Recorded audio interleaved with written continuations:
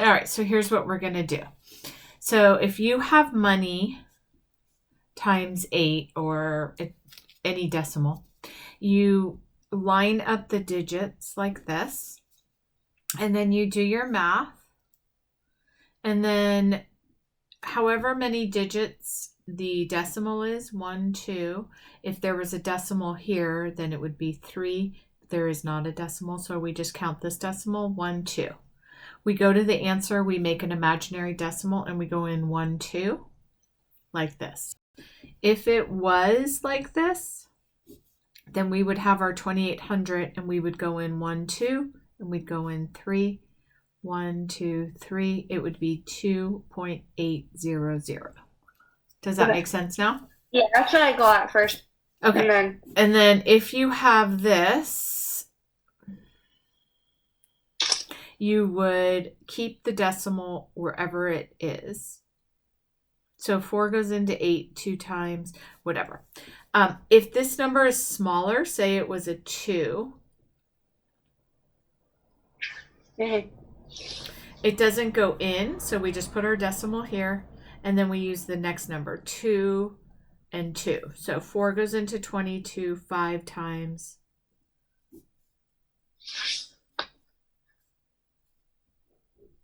You cannot have a remainder in decimals. So there we go. If it's money, then we only go to this digit and we round. So we go, say this money, then it's 50.56.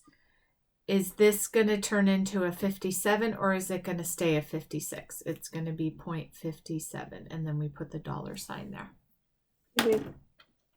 To find, let me just go over this that we did today. This is your x-axis. This is your y-axis. These are positive numbers. These are positive numbers. When you have negative numbers, it would be a full graph like this. These would be your negative numbers. These are your negative numbers. These are called coordinates. Here is your x-axis, whatever's on this axis right here, and this is your y-axis, which is this, or if you're using this one, it's this whole thing. So this number is going to be, you'd go 3 over, and this y, you'd go 3 up. If you were dealing with negative numbers, you would go 3 over this way and 3 under, or if this was a positive 3, you'd go 3 over and 3 up. To find something that looks like this, it's 6 hours times $12 per hour. This cross cancels, and then we do 12 times 6 equals 72. To find a unit rate, suppose we had shirts were 2 for $24. You would put the total and how many the quantity was, and then you would do the math. This would be the price for one shirt. This is called the unit rate. For ratios, we have 3 ways that we write them. 3 over 4, 3 to 4, or 3 colon 4. This is always the first thing listed. This is always the first thing listed. This is always the first thing listed. This is the second thing listed, second thing. So you never change the order. You always keep it in the same order that they said the information in. Okay, the next thing is like an example of find the unit rate. They're saying you go 180 miles in 3 hours. So they want to know how many do you go in 1 hour. So you're going to do 3 goes into 180. So 3 goes into 18 6 times. So it's 60 miles in 1 hour.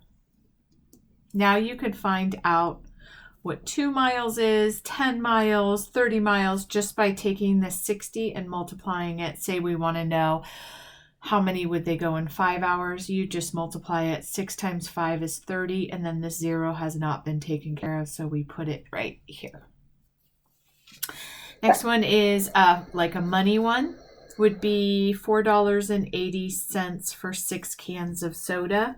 So 6 goes into 4 0 times, 6 goes into 48 8 times. 8 times 6 is 48. You bring down the 0. 6 goes into 0 times. It's 80 cents per can. Does that make sense? Yeah. Okay, the next thing is if they give you a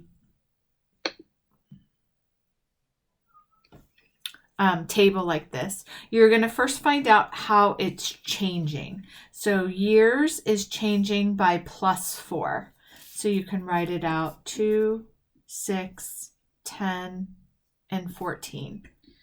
What is it changing by? +4. Is it consistent? Does it change that way throughout? Yes.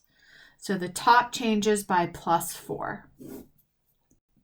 The bottom changes by, it's not addition, right? Could be addition. Let's see if it's addition. 21.6 minus 7.2. Does it change by 14.4? So we're going to take our 14.4 and we're going to add 21.6 to it. Oh yeah, it is addition. Okay. Now the next one is 50.4. To find the unit rate, we're going to take any one of these. So I'm just going to use this one. And I'm going to set up my problem. 2 goes into 6 3 times. 3 times 2 is 6. 7 minus 6 is 1. We put our decimal here and we bring down the 2. 2 goes into 12 how many times? 6. 6 times 2 is 12.